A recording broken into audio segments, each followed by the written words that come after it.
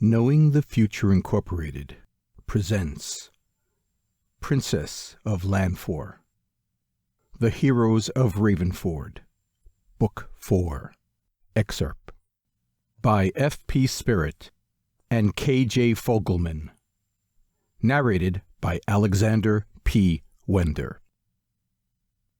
A short while later, Martin was positioned under a row of bushes at the north end of the clearing.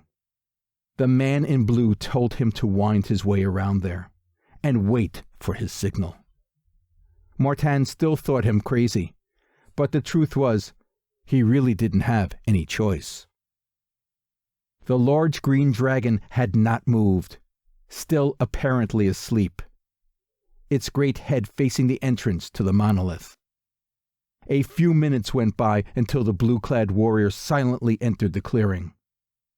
Martin watched incredulously as the young man walked straight toward the dragon, stopping maybe 30 feet from it, in a wide stance with his left foot forward.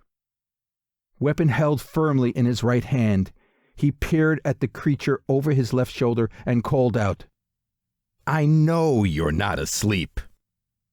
His statement was met with a deep rumbling that reverberated throughout the clearing. Martin arched an eyebrow in disbelief. "The dragon is laughing?" The great head lifted and spun around on the long neck to face the blue-clad warrior.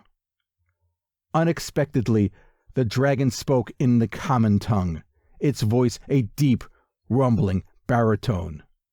"And what do we have here?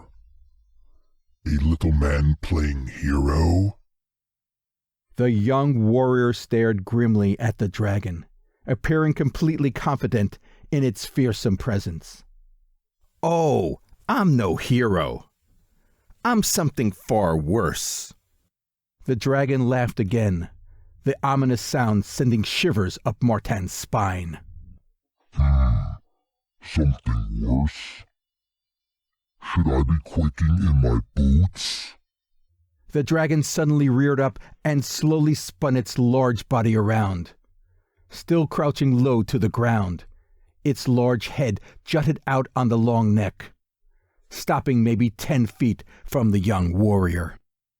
"So then, little man, tell me, are you impressed with what you see?" The young man let out a deep sigh. "Typical dragon. Are you going to talk me to death? Or are we going to fight already?" The dragon did not laugh this time. The serpent-like eyes fixed on the young warrior, the large creature bearing a deadly row of dagger-like teeth. "Interesting. If you are really so eager to die, then who am I to stop you?"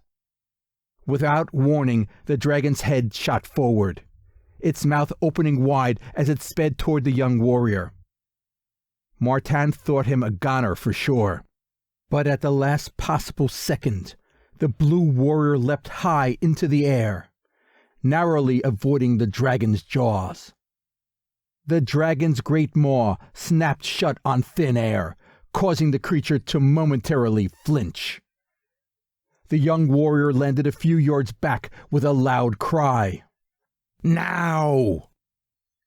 Martin immediately spurred into action, jumping from underneath the brush and taking off at a dead run for the monolith.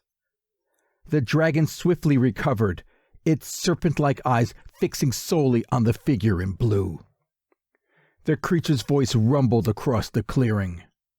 "You're pretty quick for a squishy little fleshling." The dragon paused a moment. When it spoke again, its tone was extremely menacing. "Though I wonder if you can outrun my breath." As the great creature finished speaking, its large maw opened wide and began to draw in air. Yet the blue warrior seemed unfazed by the dragon's threat. He answered the creature in a tone as cold as ice. "I don't run from anything." Without warning, the young man charged forward, his wicked-looking halberd pointing straight at the dragon's head. His brazen move must have taken the beast by surprise. It suddenly stopped inhaling, its dark eyes fixed on the crazed figure rushing toward it.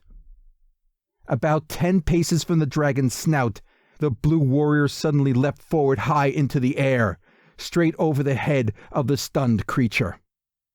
At the last moment, the great beast lifted its head and snapped at the young man.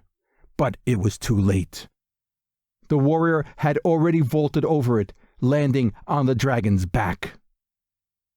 Martin had raced like mad to reach the monolith's entrance.